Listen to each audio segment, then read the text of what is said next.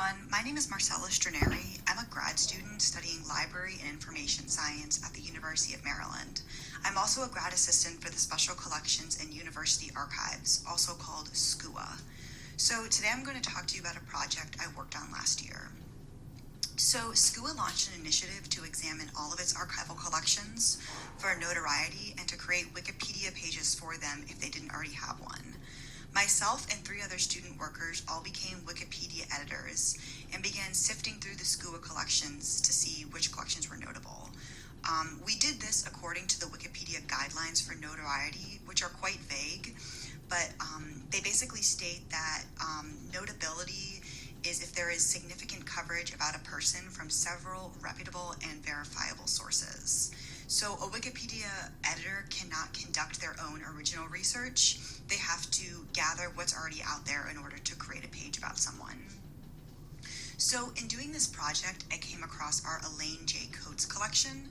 Miss Coates was the first African-American woman to graduate from the University of Maryland in 1959.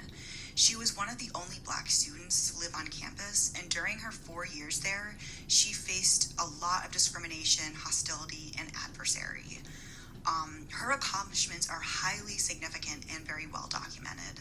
I was able to find several sources detailing her upbringing in Baltimore, Maryland, her time at the university, and her career as an educator and social worker when she graduated. So I created a short page for her. It was only about a paragraph long, and you can see it on my poster. And the page just mostly noted that she was a trailblazer as a woman of color in the 50s. So only 3 days later that my page was nominated for deletion, the wiki editor who flagged it cited the wiki notoriety guidelines, saying that because most of my sources were from the university that she attended, they were not reputable. Other Wikipedia editors kind of chimed in and agreed, saying that the page should be deleted. One person commented that, quote, being the first African American to graduate from a given university is not a strong enough claim.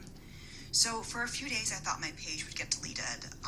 I was advised by other Wikipedia editors not to enter the conversation since I was the creator of the page and would naturally be biased. After a few more days, finally some defenders for Ms. Coates' page came into this discussion. One editor wrote a really impassioned note saying that the original flagging was unfounded because there are multiple press releases and newspaper articles about Ms. Coates, which are very verifiable.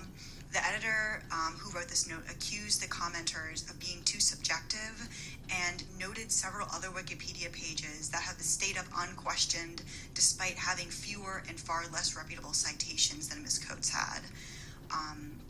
He basically said that the editors were objecting to the subject of a Black woman rather than the sources that supported her, so that the flag was ultimately unfounded. After this comment was posted, 7 other editors voted to keep Ms. Coates' page, and ultimately her page was deemed significant to stay up on Wikipedia.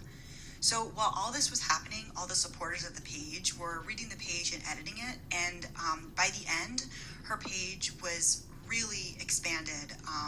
People added more about her life as an educator and social worker. People added a lot more citations about her life, the honors that were bestowed to her. Her name was also added to Wikidata and a wiki list of African American firsts, which is amazing. So this experience was really eye-opening to me and illuminated that Wikipedia is only as objective as its most subjective editor. As a female editor, I also learned during this that I'm in the vast minority. 90% of all editors on Wikipedia are male, and only 17% of all biographies on Wikipedia are about women.